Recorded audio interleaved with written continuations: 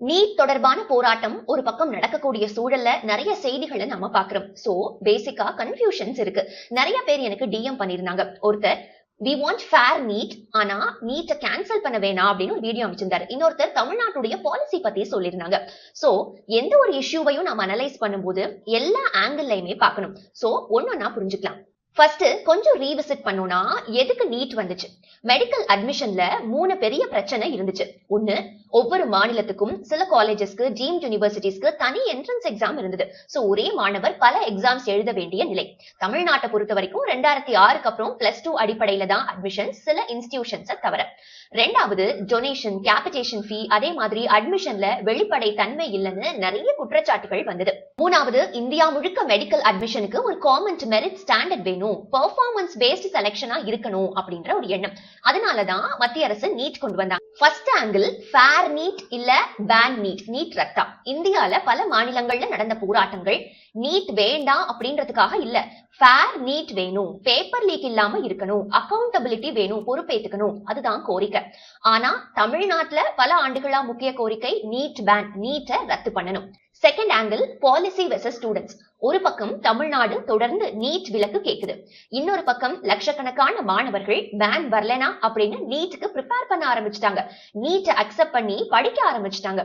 So இங்க ஒரு கேள்வி இருக்கு, தமிழ்நாடு நீட் பேனுக்காக போராடணுமா இல்ல நீட்டை அக்செப்ட் பண்ணி எக்ஸாம்ஸை ஃபேரா நடத்தணும், சிஸ்டமை இம்ப்ரூவ் பண்ணணும் அப்படின்னு அதுக்காக போராடணுமா?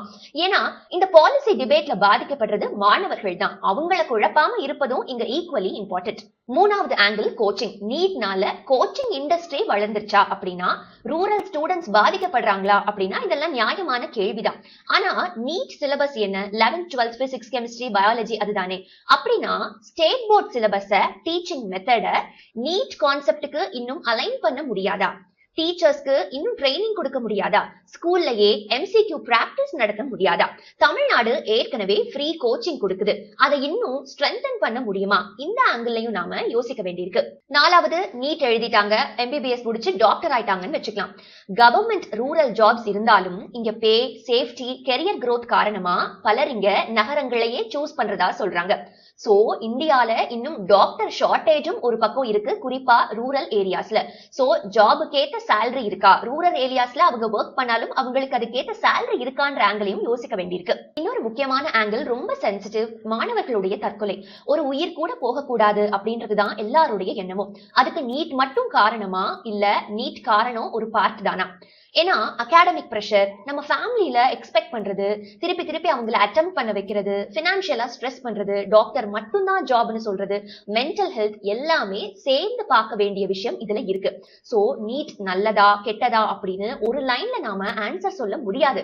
ஏன்னா இங்க கல்வி கொள்கை, சமூக நீதி, merit, government accountability, coaching, mental health, health கேர்னு எல்லாத்தையும் சேர்ந்த ஒரு டிபேட்டா தான் நம்ம இதை பார்க்க முடியும். சோ ஒரு கன்க்ளூஷனுக்கு வரதுக்கு முன்னாடி நாம எல்லா ஆங்கிளையும் தெரிஞ்சுக்கிறது நல்லது அப்படின்னு நினைக்கிறேன். இதுல நான் ஏதாச்சும் ஒரு பார்ட்டை விட்டுருந்தா நீங்க கமெண்ட் செக்ஷன்ல சொல்லுங்க. தேங்க்ஸ் ஃபார் வாட்சிங்.